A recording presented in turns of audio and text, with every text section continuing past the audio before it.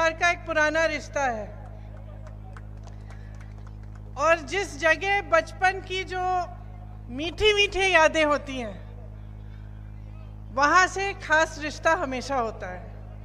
आपको मालूम होगा कि मेरे पिताजी भी देहरादून में पढ़े, मेरे भाई साहब भी देहरादून में पढ़े, मेरे बेटे भी देहरादून में पढ़े 5 साल, और मैं भी 2 सालों के लिए देहरादून में पढ़ी और काफ़ी आपके प्रदेश में घूमने का भी मौका मिला। यहाँ रामनगर के साथ तो एक बहुत ख़ास रिश्ता है। बहुत छुट्टियाँ हमने यहाँ मनाई। पास में कॉर्बेट पार्क है, आप तो जानते ही होंगे, सब यहीं के हैं। मुझे तो जब मौका मिलता था, बच्चों की 2 दिन की छुट्टी होती थी, तो रात की जो पुरानी दिल्ली वाली ट्रेन है, जो स्टेशन से, पुरानी दिल्ली के स्टेशन से जो चलती है 10 बजे, उसमें बिठा के दोनों बच्चों को सीधे यहाँ आ जाती थी। आज यहाँ आ रही थी तो दिल खुश हो रहा था बस ये सोच के कि मैं रामनगर आ रही हूँ। और आपको शायद मालूम नहीं होगा, लेकिन जंगल में एक छोटा सा मंदिर है और उस मंदिर से मेरी आस्था 13 साल की उम्र से जुड़ी हुई है। मैं यहाँ से कभी नहीं जाती थी बगैर उस मंदिर में मत्था टेके। सिद्धबली बाबा नाम है, छोटा सा एकदम, आपको जानकारी भी शायद नहीं होगी, जो जंगल में रहते हैं उनको जानकारी होगी। तो यहाँ आकर, और वो भी नवरात्रि के समय, आज बैसाखी है, मैं अपना बहुत सौभाग्य समझती हूँ कि आज मुझे ये मौका आप लोग दे रहे हैं। तो अब बताइए, राजनीतिक भाषण सुनना है कि सच्चाई सुननी है? सच्चाई सुननी है। तो फिर बातचीत करते हैं थोड़ी। चुनाव का समय है। लोकतंत्र की सुंदरता होती है ये कि चुनाव है, कि 5 सालों में एक बार आपको ये मौका मिलता है कि आप अपने वोट से अपना भविष्य बदल सकते हो, है कि नहीं? और उस समय मेरे जैसे नेता, चाहे कांग्रेस पार्टी के हों, चाहे भाजपा के हों, चाहे किसी और दल के हों, आके आपको भाषण देते हैं, आप सुनते हैं। मैं यहाँ आ रही थी तो मैंने सोचा मैं सुनूं मोदी जी क्या कह रहे हैं। तो भाषण ढूंढा उनका, इंटरनेट पे खोला, सुनने लगी। मैंने देखा उत्तराखंड का भाषण होना चाहिए, मैंने सोचा चलो देखते हैं क्या कह रहे हैं मोदी जी। 5 मिनट भाषण सुना तो सच्चाई यह है कि मैंने सोचा मुझसे कोई गलती हो गई है, ये पिछले चुनाव का भाषण दे रहे हैं। नहीं, सच बात है। तो मैंने तारीख देखी कि भाई गलती तो नहीं होगी, पिछले चुनाव क्या उत्तराखंड का कोई भाषण खोल दिया होगा, लेकिन वो तो अभी 2 दिन पहले ऋषिकेश का भाषण था। बात वो वही कह रहे थे जो 5 साल पहले कह रहे थे, और जो बातें कह रहे थे उनको सुनकर भी मुझे ताज्जुब हुआ। सबसे पहले तो उन्होंने कहा कि बार बार मोदी सरकार। कहा आपने भी सुना होगा, पिछले चुनाव में भी सुना होगा। अब मन में ये बात आती है कि भाई कितनी बार मोदी सरकार, कितने सालों के लिए भुगतेंगे आप? शुरुआत उन्होंने भाषण की ऐसे की, आपके प्रदेश को देवभूमि कह के। हम सब कहते हैं, सब आते हैं, सब मानते हैं कि उत्तराखंड और हिमाचल प्रदेश देवभूमि है। और भाषण के समय उन्होंने इस तरह से उसको कहा कि जैसे, क्योंकि वो इसको देवभूमि मानते हैं, इसीलिए उनके दिल में यहाँ के लिए खास जगह है। मन में मेरे ये बात आई, पिछले साल हिमाचल प्रदेश का चुनाव था, जहां जहां मोदी जी गए उन्होंने कहा कि ये देवभूमि है, हिमाचल प्रदेश को कहा। चुनाव कांग्रेस जीती। कुछ महीनों बाद आपदा आई, भयानक आपदा आई, लोगों के घर बर्बाद हो गए। एक परिवार था, 7 परिवार के सदस्य बह गए, मंदिर टूटे, पहाड़ गिर गए। उस समय जब सबसे ज्यादा जरूरत थी उस देवभूमि को, जब जनता तरस रही थी कि राहत मिले, कांग्रेस का एक एक नेता, कांग्रेस का एक एक मंत्री राहत के कार्य में जुटा हुआ था। मुख्यमंत्री खुद दौरा कर रहे थे, 24 घंटे घूम रहे थे, जाकर लोगों को राहत पहुंचा रहे थे। भाजपा का एक नेता नहीं दिखा, मोदी जी नहीं दिखे। दिखना छोड़िए, उसी भूमि को जिसे वो कह रहे थे अपने भाषण में देव भूमि कह रहे थे, जिसे वो कह रहे थे कि वो पूजते हैं, उसी भूमि के लिए उन्होंने एक पैसा राहत नहीं दिया, आज तक नहीं दिया है। जितनी राहत थी वहां हिमाचल प्रदेश की सरकार ने खुद दी, क्योंकि केंद्र सरकार देना नहीं चाह रही थी, क्योंकि देवभूमि उनके लिए सिर्फ उसी समय थी जब चुनाव का भाषण देने का समय था। जब आपदा आई, जब मुश्किलें हुई, जब लोग संकट में थे, तो देवभूमि नहीं रही। और मुझे उनका यहाँ का उत्तराखंड का भाषण सुनते हुए मेरे मन में ये बात आई कि एक उनके लिए कर्मकांड हो गया है, आदत बन गई है। मंच पे आते हैं, ऐसे ऐसे शब्द बोलते हैं, देवभूमि, धर्म, लेकिन सच्चाई बहुत दूर है इससे। और सच्चाई ये है कि हिंदू धर्म में आस्था का प्रमाण क्या होता है, बताइए, कौन बताएगा? सच्ची आस्था क्या कहलाती है? आस्था का प्रमाण, सबसे बड़ा प्रमाण हिंदू धर्म में त्याग होता है कि नहीं? सच्ची श्रद्धा तभी होती है जब कुछ इंसान कुछ त्यागता है उसके लिए। और मुझे लगता है कि जब कोई त्यागता नहीं है तो उसके मन में सच्ची श्रद्धा जाग नहीं सकती। मैंने त्याग देखा है। आप यहां इस प्रदेश से सरहद पे जवानों को भेजते हैं, अपने बच्चों को भेजते हैं शहीद बनने के लिए। शहादत आप समझते हैं। मैं 19 साल की उम्र में अपने पिता की टूटी हुई लाश अपनी मां के सामने मैंने रखी। मैं शहादत को समझती हूं और मैं त्याग को समझती हूं। कितनी भी गालियां दें ये मेरे परिवार को, उस पिता के लाश की अगर ये अपमान करें, उस शहीद पिता का अपमान करें, हम चुप रहते हैं, क्योंकि हमारी आस्था नहीं टूटती इस देश में, हमारी श्रद्धा नहीं टूटती, इनके कहने से नहीं टूटती, क्योंकि हमने त्याग दिया है, हमने शहादत देखी है। चाहे कितनी भी गालियां दें, चाहे कितना भी करें, ये हमारे संघर्ष को समझ नहीं सकते। और ये हमारी श्रद्धा, हमारे देश के प्रति प्रेम को कभी नहीं समझ सकते। हमारे देशभक्ति को ये देशद्रोह कहें, हमें कुछ भी कहें, हम चुप रहते हैं। हम चुप इसलिए रहते हैं क्योंकि श्रद्धा दिल में है, असली श्रद्धा है, असली आस्था है, नाम के लिए नहीं है, चुनावी भाषणों के लिए नहीं है, राजनीति के प्रयोग के लिए नहीं है, अपनी सत्ता के लिए इस्तेमाल के लिए नहीं है, सच्ची श्रद्धा है। इन्होंने अपने भाषण में ओआरओपी की बात की, सैनिकों की बात की। आपको बधाई दी कि आपके प्रदेश ने इतने सारे सैनिक सरहद पे भेजे। भाषण की बात है। अग्निवीर कौन लाया और क्यों लाया?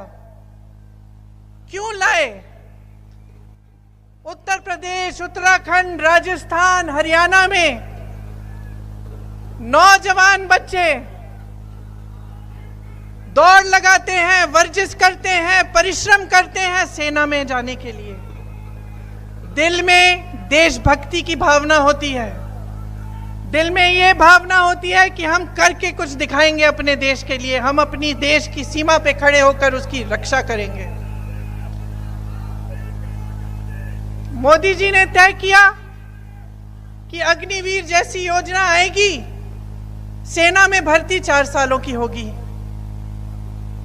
जितने भी नौजवान हैं हर प्रदेश में जो तैयारी कर रहे थे, जो सोच रहे थे कि हम सरहद पे जाएंगे, देश की रक्षा करेंगे, हमें स्थिर रोजगार मिलेगा, हम अपने माता पिता का देखभाल करेंगे, जब तक बुढ़े होंगे, जब तक बुजुर्ग हो जाएंगे तब तक हम उनकी देखभाल कर पाएंगे। सबकी आशाएं टूटी कि नहीं टूटी? तो सच्चाई क्या है? सच्चाई मोदी जी का राजनीतिक भाषण है जिसमें वो जवानों की बात करते हैं, ओआरओपी की बात करते हैं कि उनके कार्यों में है। जब वो अग्निवीर लाते हैं, जब नौजवानों की आशाएं तोड़ते हैं, तो ये सच्चाई है कि नहीं? इसी तरह से आपने देखा होगा कि यहां पे पर्यटन की बातें करते हैं, कहते हैं कि पर्यटन की बहुत स्कीम गिना देते हैं आपको, लेकिन सच्चाई क्या है? सच्चाई आपके जीवन है, सच्चाई आपका संघर्ष है, सच्चाई आज की बेरोजगारी है, सच्चाई आज की महंगाई है। आपके बच्चे पढ़ते हैं, इम्तिहान देते हैं, पेपर लीक हो जाता है, घोटाला हो जाता है, 20-20 लाख की नौकरियां बिक जाती हैं। किसके राज में हो रहा है ये? 10 सालों से किसका राज है? कितना दोष देते रहेंगे कांग्रेस पार्टी को? 10 सालों से तो कांग्रेस पार्टी का राज नहीं है ना, 10 सालों से इन्हीं की पूर्ण सत्ता है, पूर्ण बहुमत रही है। कहते हैं 400 पार और बहुमत चाहते हैं और सत्ता चाहते हैं। 10 सालों में इन्होंने क्या किया है? कहते हैं 75 सालों में कुछ नहीं हुआ। अगर कुछ नहीं हुआ होता तो यहाँ उत्तराखंड का इतना हुनर कहां से आया? आईआईटी, आईआईएम पूरे देश भर में कहां से आए? एम्स कहां से आए? ये जो चंद्रयान चंद्रमा पे जाता है, इसका सारा रिसर्च, ये सब जब अगर पंडित नेहरू जी ने 1950 के बाद नहीं लगाया होता तो ये हो सकता था, ये मुमकिन होता आज। तो सच्चाई क्या है? आज इतनी महंगाई है, मेरी बहनें बैठी हैं, आपके सामने कहते हैं कि सिलेंडर का दाम घटाएंगे। अरे पिछले इतने सालों से 1200 तो था ना, था कि नहीं था? किसका राज था? बीजेपी का था? मोदी जी का था? तो पहले कम क्यों नहीं किया? पेट्रोल डीजल के दाम बढ़ते चले जा रहे हैं। किसान खेती में खून पसीना अपना दे रहा है, कुछ कमा नहीं पा रहा है। कल मैं किसी से बात कर रही थी, दिल्ली में, उत्तराखंड के हैं, पलायन करके गए हैं। मैंने पूछा भाई घर कब जाते हो? साल में एक बार जाता हूँ। मैंने पूछा दिल लगता है? बोला कि अब मजबूरी है, शहर में तो दिल लग नहीं सकता, लेकिन पूरे परिवार को ले आया हूँ। साल में एक बार 1 महीने का मौका मिलता है, जब जाता हूँ तो ऐसा लगता है कि 1-2 महीने और बैठूं। दिल नहीं करता घर आने, यहाँ आने का। घर तो मेरा वहाँ है, पहाड़ों में, उन वादियों में, लेकिन दीदी मैं क्या करूँ? वहाँ नौकरी नहीं मिलती, वहाँ रोजगार नहीं मिलता। तो ये बड़ी बड़ी बातें, टूरिज्म, ये वो, ऐसी स्कीम वैसी स्कीम, तो सच्चाई पे क्यों नहीं उतर रहे हैं? तो रोजगार क्यों नहीं है आपके प्रदेश में? आपको बाहर क्यों जाना पड़ रहा है? इतना हुनर है। कुछ दिनों पहले मैं विदेश में थी, विदेश में एक रेस्टोरेंट में थी, तो एक व्यक्ति आए मेरे पास कि फोटो खींच लूं मैं आपके साथ। मैंने कहा खींचिए। कहाँ के हैं? मैं उत्तराखंड का हूँ। क्या करते हैं? खाना पकाता हूँ। और उन्होंने मुझे बताया कि कितने हुनर के साथ कितने सारे उत्तराखंडी लोग बाहर विदेश में शेफ बने हुए हैं, बड़े बड़े ऐसे कार्य कर रहे हैं, लेकिन उनको यहाँ पे आपके अपने प्रदेश में रोजगार नहीं मिल रहा है। हम क्या कह रहे हैं? हम एक सीधी सी बात कह रहे हैं, जहां भी जाती हूं मैं यही कहती हूं, चुनाव को मुद्दे पर लड़वाओ। नेताओं को ये कहती हूं, जब मुझे कहते हैं कि भाई मोदी जी ने ऐसे कह दिया, वैसे कह दिया, हम क्या करें, धर्म की बातें करते हैं, मैं कहती हूं आप मुद्दों की बात करो। 10 साल बीत गए हैं, सब कुछ देख लिया जनता ने, जितने काम आपने करने थे वो कर लिए आपने, देख लिया है जनता ने क्या किया क्या नहीं किया। अब जनता चाहती है कि मुद्दों पर चुनाव लड़ा जाए, और मैं आपसे कह रही हूं, आपके मुद्दे क्या हैं आज? क्या है? रोजगार, यही पेपर लीक, यही 20-20 लाख के जो रोजगार बिक रहे हैं, ये जो नौजवान बच्चे सारे बेरोजगार बैठे हैं, क्योंकि सरकार की कोई स्कीम नहीं है। इनकी स्कीम है कि जो भी है बड़े बड़े उद्योगपतियों को पकड़ा दो। देश की जो संपत्ति हम सबके पूर्वजों ने, आपके पूर्वजों ने मेहनत से बनाई, बड़े बड़े पीएसयू बनाए जिससे रोजगार मिलते थे, बड़े बड़े उद्योग जिससे रोजगार मिलते थे, ये सब तो आपने अपने उद्योगपति मित्रों को दे दिया। तो अगर आपकी रोजगार की स्कीम ही यही है कि अडानी जी और अंबानी जी को सब आप सौंप रहे हैं, तो ये जो बच्चा है, जो बेरोजगार है, जो गांव में है, जो छोटी छोटी शहरों में मेहनत कर रहा है, रोजगार ढूंढ रहा है, इसका क्या होगा?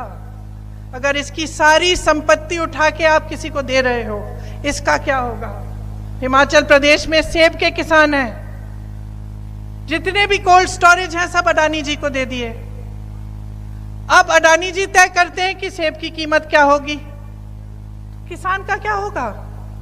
किसान तो अपनी दुकान बेचारा बंद कर देगा। तो चाहे आप छोटी चीज में देखिए चाहे बड़ी में, इनकी एक ही स्कीम है इस देश के लिए, सारी संपत्ति अपने ही दोस्तों को देकर इस तरह से बटोर के रखनी ताकि सत्ता में रह पाए।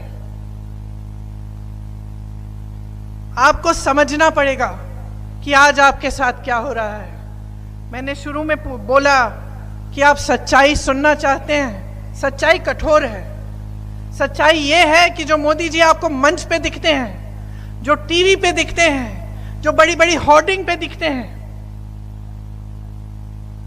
वो नहीं है जो आप समझ रहे हैं। आपने 10 सालों के लिए परखा है, 10 सालों के लिए देखा है। सिर्फ एक ही सवाल होना चाहिए आपके मन में चुनाव के समय, मेरे जीवन में तरक्की आई है कि नहीं? क्योंकि टीवी पे आपको दिख रहा है कि बहुत तरक्की हो रही है। आपको तो बड़े बड़े प्रेसिडेंट, प्राइम मिनिस्टर अलग अलग देशों के आके बता रहे हैं कि भाई देश की बड़ी तरक्की हो रही है। आपको G20 दिख रहा है, आपको तमाम ऐसी चीजें दिख रही हैं जिससे आपको लग रहा है कि देश बहुत आगे बढ़ रहा है, देश का सम्मान भी बढ़ रहा है। किसको गर्व नहीं होता है? हमें भी होता है, हमारा देश है, हमारे परिवार के सदस्यों ने भी खून दिया है इस देश के लिए। हाँ, अच्छा होता है देश, गर्व होता है, लेकिन ये पूरी सच्चाई नहीं है।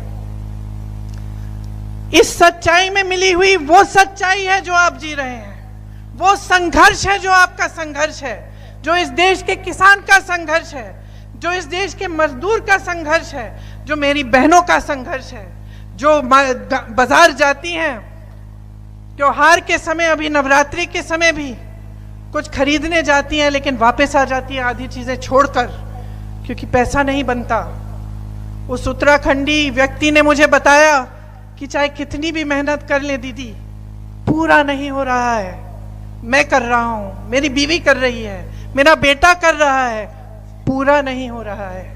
आजकल बच्चों की मांगे भी अलग हैं, बच्चों की महत्वाकांक्षाएं भी अलग हैं।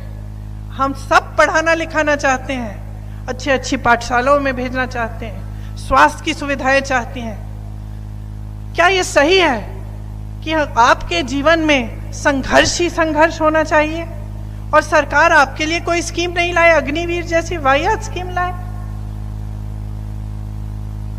तो आप सोचिए कि आपको चाहिए क्या। या तो आप बहक जाएंगे ये टीवी के इश्तिहारों में, होर्डिंग में, मोदी जी की बड़ी बड़ी बातों में, या फिर आप समझेंगे कि कौन सा राजनीतिक दल क्या करना चाह रहा है आपके लिए। आप जानते हैं कि कांग्रेस ने कहा है कि अग्निवीर की स्कीम रद्द की जाएगी अगर कांग्रेस की सरकार आएगी। क्या आप जानते हैं कि कांग्रेस कह रही है कि ये जो पेपर लीक का हो रहा है, घोटाले हो रहे हैं पूरे देश में, इसके लिए एक सख्त कानून लाया जाएगा, कि एक जॉब कैलेंडर लाया जाएगा जिसमें नियुक्ति का दिन, एग्जाम का दिन, रिजल्ट का दिन पहले से तय होगा और उस जॉब कैलेंडर से इधर उधर जिसने किया उसके साथ सख्ती से कार्रवाई होगी। क्या आपको मालूम है कि कांग्रेस पार्टी कह रही है कि 30 लाख खाली पद पड़े हैं सरकार में, केंद्र सरकार में 30 लाख खाली पद है मोदी जी के सरकार में जो भरे नहीं गए हैं। और कांग्रेस कह रही है कि सरकार बनते ही ये 30 लाख पद भरे जाएंगे, आपको रोजगार दिए जाएंगे। क्या आप जानते हैं कि कांग्रेस कह रही है कि 5,000 करोड़ का एक फंड होगा कि आप नौजवान यहां बैठे हैं, कल आप अपना बिजनेस शुरू करना चाहते हैं, एक स्टार्टअप छोटा करना चाहते हैं, तो ये फंड आपकी मदद करेगा। आप जानते हैं कि कांग्रेस पार्टी ऐसी स्कीम दे रही है, बताइए जानते हैं कि नहीं? आप तो कांग्रेस के कार्यकर्ता हैं, नहीं जानते हैं। क्यों नहीं जानते हैं? क्योंकि सबसे बड़ा जो आक्रमण आज हो रहा है इस देश में आपकी जागरूकता पे है। आपके पास जानकारी पहुंच ही नहीं रही है। आप टीवी पे एक ही चीज देखते हैं, आप मीडिया में एक ही चीज देखते हैं, फोन खोलते हैं एक ही चीज देखते हैं, और वो एक ही चीज जो मोदी जी की प्रशंसा हो रही है दिन रात, वो इसलिए देख रहे हैं क्योंकि वो पूरी मीडिया और जो भी आपको दिख रहा है, जो भी आप सुन रहे हैं, सारा बिका हुआ है। सच्चाई आपको दिख नहीं रही है। तो मैं यहां मंच पे खड़ी होकर क्या कहना चाहती हूं आपको कि जाग जाओ, जाग जाओ। आपके भविष्य का सवाल है। हम तो घर चले जाएंगे, भगवान की कृपा से भविष्य तो ठीक ठाक होगा हमारा। नेता हैं सब, चाहे हम इस पार्टी के हों उस पार्टी के हों। आपका क्या होगा? नहीं, मैं पूछ रही हूं आपसे, मैं पूछ रही हूं आपसे, आपका क्या होगा? क्या आप 5 साल और यही होर्डिंग देखते रहेंगे, टीवी देखते रहेंगे कि कहीं ना कहीं तरक्की हो रही है, कि कहीं ना कहीं किसी नौजवान को मोदी जी ने नौकरी दे दी होगी, लेकिन हमें नहीं पता क्योंकि हमें तो नहीं मिल रही है। अरे हमारे घर में तो वही हो रहा है, उतनी महंगाई बढ़ती चली जा रही है, कुछ खरीद नहीं पा रहे हैं, रोजगार नहीं मिल रहा है, नौकरी ढूंढ ढूंढ कर हमारा बेटा भटक रहा है। हमने तो पढ़ाया, मेहनत की, बीएससी कर ली, एमएससी कर ली, किसी न किसी तरह जुगाड़ करके हमने ट्यूशन के पैसे भी भर लिए, रोजगार के लिए एग्जाम भी दे दिया, फिर भी कोई रोजगार नहीं है। 5 साल और ये चाहते हैं आप? 5 साल और ये चाहते हैं कि यहां आकर नेता आपको बोले देवभूमि है, देवभूमि है, लेकिन जब आपदा आए तो इनकी सिर्फ पीठ दिखती है आपको। क्या 5 साल और आप ये देखेंगे कि मंच पर आकर आपको कहेंगे कि पर्यटन की बड़ी बड़ी स्कीमें हैं, लेकिन जमीन पे एक स्कीम नहीं उतरती, सिर्फ आपको एक 5 किलो का राशन मिलता है। आप उसी से क्या 5 साल खुश रहेंगे? मैं ये नहीं कह रही हूं कि बुरी बात है, अच्छी बात है, चलो ये बात की है तो अच्छी बात है, लेकिन काफी नहीं है। जैसे आप ही के एक बेटे ने मुझे बताया कि दीदी हम मेहनत कर रहे हैं, सब मेहनत कर रहे हैं, पूरी नहीं हो रही है, उस तरह से मैं आपसे कह रही हूं कि ये जो एक बोरा राशन आपको दे रहे हैं, इससे आपका भविष्य पूरा नहीं हो रहा है। जाग जाओ, जाग जाओ।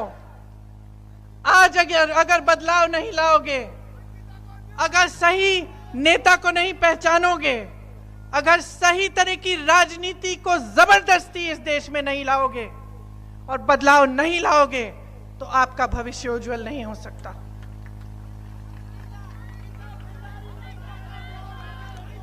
आपने सही कहा, आपने सही कहा। आप मुझे बताइए, नारी शक्ति की बात कौन करता है? कौन करता है? मोदी जी करते हैं। पहले तो आरक्षण लाए, उन्होंने बोला बहुत धूमधाम से आरक्षण पास हुआ, देश भर से महिलाओं को इकट्ठा करके माले पहनाए मोदी जी को। पता चला वो आरक्षण तो 5-6 सालों के लिए लागू ही नहीं होगा, तो पास किस लिए किया भैया? सत्ता में हो ना, फिर आप हर मंच पे जाके बोलते हो नारी शक्ति, बोलते हो। अंकिता भंडारी के साथ क्या हुआ?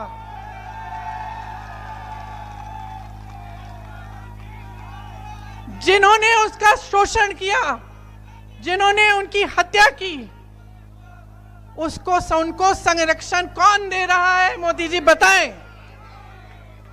मोदी जी जब उत्तराखंड में आएंगे, जब मंच पे खड़े होंगे तो पब्लिक मोदी जी से पूछे कौन संरक्षण दे रहा है। मोदी जी से पूछे कि जब हाथरस में वो कांड हुआ था, जब उस महिला को जलाया गया था बीच रात में, तो जिसने जलाया उनको संरक्षण किसने दिया? मैं गई थी, मैंने उस महिला के परिवार से बात की, उन्होंने मुझे बताया किसने संरक्षण दिया। आप मोदी जी से पूछिए किसने संरक्षण दिया। उन्नाव में जो हुआ, उन्नाव में एक लड़की को उसके साथ अत्याचार करने के बाद उसको जलाया गया, वो 1 किलोमीटर चली, जलते जलते चली। उसके परिवार से मैं मिली, परिवार ने न्याय मांगा। मैं पूछती हूं कि उसके हत्यारों का संरक्षण किसने किया? मोदी जी से पूछिए। मोदी जी से पूछिए कि जब एक फौजी की बीवी के साथ अत्याचार हुआ मणिपुर में, जब उसका वस्त्रहरण हुआ और उसको ऐसे चलाया गया पूरे गांव के सामने, तो उन लोगों का संरक्षण उनको किसने दिया? किसने दिया? मोदी जी से पूछिए। मोदी जी से पूछिए कि जब ओलंपिक का मेडल जीत के आई, जो रेसलर्स थी महिलाएं जीत के आई, तब तो आपने चाय पिलाई उन्हें, घर बुलाया उनको, और जब सड़क पे बैठी कि हमारे साथ अत्याचार हो रहा है, मोदी जी सुन लीजिए, मोदी जी 5 मिनट के लिए हमसे बात कर लीजिए, तो मोदी जी कहां थे? कहां थे मोदी जी? जब उत्तराखंड आएंगे मोदी जी, उनसे पूछिए कि ये जो आप नारी शक्ति की बात करते हैं, इसका मतलब क्या है मोदी जी? मतलब क्या है?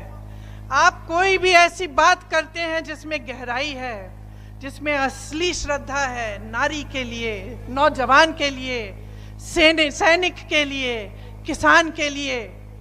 किसान निधि की बात करते हैं, किसान निधि की बात करते हैं, कहते हैं बहुत खुश होना चाहिए किसानों को क्योंकि हमने किसान निधि दी है। बहुत अच्छा। जब आपदा आती है तो किसान के पास कोई आता है मुआवजा देने के लिए? मुआवजा मिलता है? जब किसान आंदोलन कर रहा था, मोदी जी कहां थे? मैं बताती हूं कहां थे। किसान आंदोलन कर रहा था दिल्ली के बॉर्डर पे, ठंड में 600 किसान शहीद हुए, बैठे थे ठंड में, पानी काटा गया उनका, कभी कभी बिजली काट देते थे, महीनों के लिए बैठे रहे। मोदी जी कहां थे? दुनिया में भ्रमण कर रहे थे, और जब दिल्ली में थे तो उनका घर मात्र 6-7 किलोमीटर दूर था। एक बार किसानों को बुलाया नहीं, एक बार किसानों के पास नहीं गए, एक बार किसानों की सुनवाई नहीं हुई। चुनाव आने लगा, उत्तर प्रदेश का चुनाव था उस समय, मैं प्रचार कर रही थी उधर। चुनाव का समय आने वाला था, 2 महीने बचे थे, अब चुनाव आ रहा है, अब सत्ता की बात है, अब राजनीति की बात है, अब सत्ता बचानी है। किसान के जो काले कानून थे वापस ले लिए, लेकिन जब तक चुनाव नहीं आया तब तक किसान सड़क पे बैठा रहा और मोदी जी उनकी सुनवाई नहीं किए। अब कांग्रेस पार्टी क्या कह रही है कि हम एमएसपी को कानून बनाएंगे, कि हम उत्तराखंड में जिस तरह से हिमाचल में जो बंजर वादियां हैं उनका कल्टीवेशन करवाएंगे, क्लस्टर में करवाएंगे, ताकि यहाँ पे भी मशरूम, हल्दी, इस तरह की चीज उग सकती हैं और उनका अच्छी तरह से निर्यात, आयात निर्यात हो सकता है। हम कह रहे हैं कि किसानों के लिए जो मोदी जी ने किया उसको आप समझिए।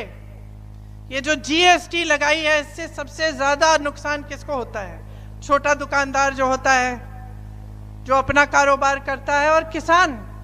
क्योंकि किसान जिस चीज को इस्तेमाल करता है खेती करने के लिए, उस हर चीज पे जीएसटी लगी हुई है, तो महंगाई उसके लिए तो आसमान छू रही है।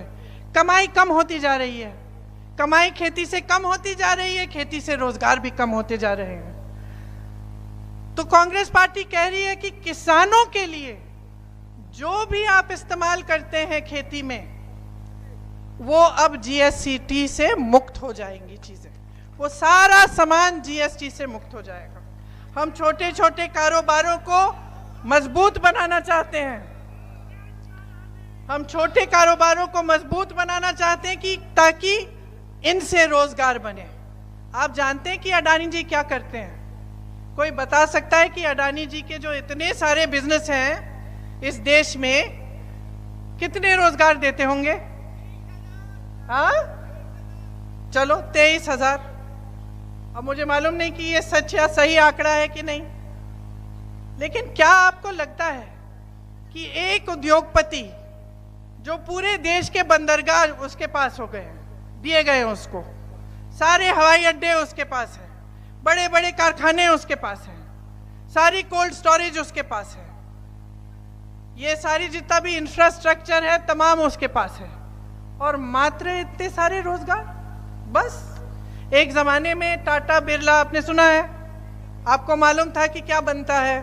टाटा ट्रक बना रहा है, कुछ और बन रहा है, ये आप जानते थे कि भाई ये काम है इनका, ये बनाते हैं और ये बनाने में हमें रोजगार मिलता है। आप आज इन बड़े बड़े उद्योगपतियों के बारे में ये नहीं कह सकते। मैं सबकी बात नहीं कह रही हूं, मैं 2-3 उद्योगपतियों की बात कर रही हूं जो इनके खास हैं, जिनको इन्होंने पूरी संपत्ति सौंप रखी है। तो हम चाहते हैं कि जो रोजगार पैदा करने वाले उद्योगपति हैं, जो तमाम भरे हुए हैं इस देश में, चाहे बड़े हों, छोटे हों, मीडियम साइज के हों, उनको बढ़ावा दिया जाए ताकि रोजगार बने, जो खाली पद हैं उन्हें भरा जाए, महंगाई को घटाया जाए। सिलेंडर जहां जहां कांग्रेस के प्रदेश हैं, कांग्रेस की सरकारें हैं, वहां पूछिए गैस सिलेंडर का क्या दाम है। राजस्थान में देखिए 25 लाख का बीमा था, स्वास्थ्य बीमा। 25 लाख रुपए तक आपको जितना भी इलाज कराना था आप मुफ्त में करा सकते थे। जैसे ही इनकी सरकार आई, स्कीम बदल दी, 25 लाख से 5 लाख कर दिया। हम चाहते पूरे देश में इस तरह की स्कीम आए। कांग्रेस पार्टी कह रही है हम लाएंगे, और हम कह रहे हैं कि स्वास्थ्य की सुविधाएं हम एक एक जिले में, एक एक गांव में लाना चाहते हैं। हमने ये काम कई जगह करके दिखाया है। ऐसे करो, मेरा भाषण आप दे दो।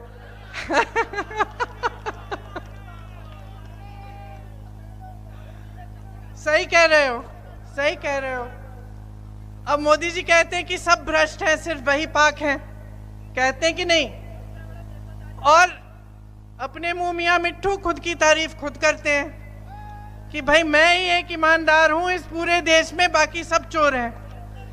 2 मुख्यमंत्रियों को जेल में डाल दिया, हाँ? बाकी जितने मुख्यमंत्री उनके नहीं है उन पे केस डाल दिए। मेरे भाई का घर ले लिया, ये पता नहीं क्या क्या कर दिया, कैसे कैसे केस, कहीं सूरत में केस है तो कहीं बिहार में केस है तो कहीं और केस, ताकि वो दौड़ते रहे एक जगह से दूसरी कचहरी में। ठीक है, सारी एजेंसियों का इस्तेमाल कर लिया, सारी एजेंसियों का इस्तेमाल कर लिया कि भाई इस पे दबाव डालो, इसको भाजपा में ले आओ, उस पे दबाव डालो, उसकी सरकार तोड़ दो। हिमाचल में पैसे दे दिए विधायकों की, तुम इधर से उधर हो जाओ, हमारी पार्टी में आ जाओ। और ये काम सरकारों को तोड़ने का, लोगों को भ्रष्ट कहने का, एजेंसियां भेजने का, ये काम करते जा रहे हैं दिन भर। बहुत व्यस्त हैं इस काम में, इतने व्यस्त हैं कि आपके रोजगार के बारे में भूल गए हैं, कि महंगाई के बारे में भूल गए हैं। और फिर सच्चाई सुनिए, सच्चाई सुनिए कि सुप्रीम कोर्ट का ऑर्डर आया कि ये जो चंदा ले रहे हैं इसका खुलासा करिए। खुलासा किया, क्या पता चला? जो पुल बनाया था गुजरात में जो गिर गया, उसका चंदा खा गए। जो वैक्सीन लगी थी आपको कोविड में, उसका, जोर से बोलो, अब ऐसे अनगिनत चीजें हैं उसमें। किसी को ये ठेका दिया, चंदा लिया, किसी को पे एजेंसी डाल दी, उससे चंदा ले लिया कि भैया आप रिहा हो गए हो, तुम एजेंसी तुम्हें छोड़ देगी। तो भ्रष्ट कौन है? भ्रष्ट कौन है बताइए?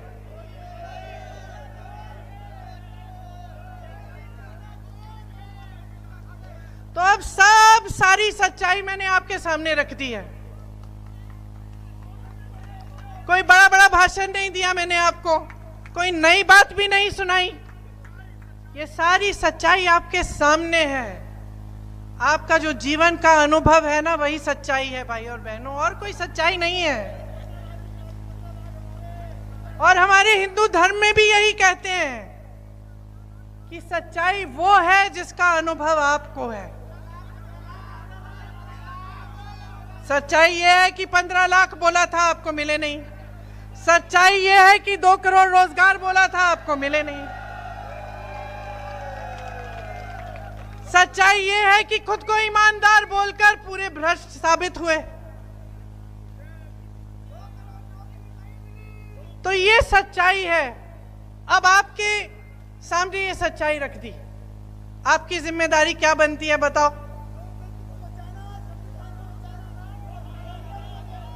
तुम तो नेता बनोगे।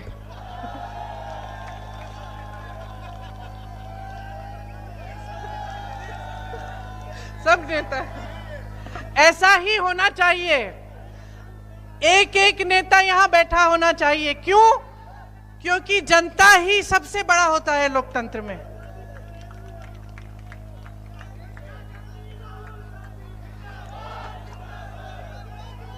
देखिए, आप पब्लिक हैं, ये लोकतंत्र है। इस लोकतंत्र के लिए बहुत मेहनत की, बहुत लोगों ने, आपके पूर्वजों ने की। अब आपकी बारी है कि आप भी मेहनत करें। क्या मेहनत? आप अपनी जिम्मेदारी को समझें, जागरूक बने। जो पार्टियां कह रही हैं, जो स्कीम आपके लिए लाना चाहती हैं, देखिए कि भाई ये सच्चाई है कि नहीं। अच्छा, ये ऐसा कह रहे हैं, ओपीएस की बात हुई, क्या कांग्रेस के प्रदेशों में आज ओपीएस लागू है कि नहीं? पता करिए ना, क्योंकि लागू है। जो कांग्रेस ने गारंटी दी, क्या वो लागू है कि नहीं? क्या कर्नाटका में जो महिलाओं को कहा था कि 1500 रुपए आपको मिलेंगे, वो मिल रहे हैं कि नहीं? या शायद कर्नाटका में और थे, 2000 थे। आज हम कह रहे हैं कि हर गरीब महिला को 1 लाख रुपए सालाना मिलेंगे। केंद्र देगी, केंद्र की सरकार देगी। आज हम कह रहे हैं कि अगर एक नवयुवक के पास रोजगार नहीं है, उसको सरकार पैसे देगी जब तक उसको रोजगार नहीं मिलता है। अप्रेंटिसशिप की स्कीम है। तो ये सब बातें आप समझिए, इनको जानिए, क्योंकि इन्हीं से आपका भविष्य जुड़ा है। जो आप देख रहे हैं वो सच्चाई नहीं है। तो अपने अनुभव पर उतरिए, अपनी असलियत को समझिए। और जो नेता आपके सामने हैं, जो धर्म की बातें करते हैं लेकिन धर्म का इस्तेमाल करते हैं वोट लेने के लिए, उनको समझिए। परख लिया आपने, देख लिया है, बहुत हो गया है। अब ये बार बार मोदी सरकार नहीं चलेगी। इस बार जनता की सरकार बननी चाहिए। इस बार उस बेरोजगार नौजवान की सरकार बननी चाहिए, उसको रोजगार मिलना चाहिए। इस बार एक ऐसी सरकार बननी चाहिए जो सर्वप्रथम, जिसके लिए सर्वोपरि आप है, जिसके लिए सर्वोपरि आपके मुद्दे हैं। आपकी महंगाई कम करना, आपके रोजगार दिलवाना, आपके लिए शिक्षा की सुविधाएं, आपके लिए स्वास्थ्य की सुविधाएं, कि आप गर्व से कह सकते हैं कि मैंने ये सरकार चुनी, ये मेरी सरकार है। अब बहुत लंबा हो गया मेरा भाषण, आपने खूब उसमें अपने मुद्दे डाले, तो मैं आज्ञा चाहती हूं, जब आप वोट डालने जाएंगे और किसी का मत सोचिए, और किसी का मत सोचिए, ना मोदी जी का, ना किसी और का, अपना सोचिए, अपनी सोचिए। अपने भविष्य के बारे में सोचिए, अपने बच्चों के बारे में सोचिए। और अपने भविष्य को बनाने के लिए एक ही सरकार आ सकती है, कांग्रेस की सरकार। आप सबने बहुत ध्यान से मेरी बातें सुनी, आपको बहुत बहुत धन्यवाद। एक बार मेरे साथ कहिए, जय हिंद, जय हिंद, जय हिंद।